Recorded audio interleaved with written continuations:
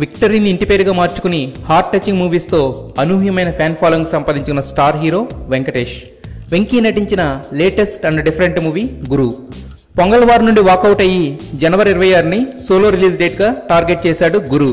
అయితే వెంకీ బర్త్డే సందర్భంగా ఈ సినిమాకి సంబంధించిన టీజర్ రిలీజ్ చేశారు. Teaser simply rocks. కేవలం సాంగ్లోని బీజిఎంతో వెంకీ స్టెప్స్తో కట్ చేసిన టీజర్ చాలా కొత్తగా ఉంది.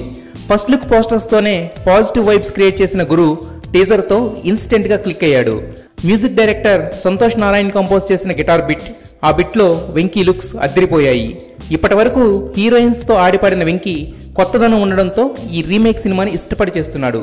తమిళ్, హిందీ వర్షన్స్ లో మాధవన్ చేసిన కోచ్ క్యారెక్టర్ ని వెంకీ చేస్తున్నాడు.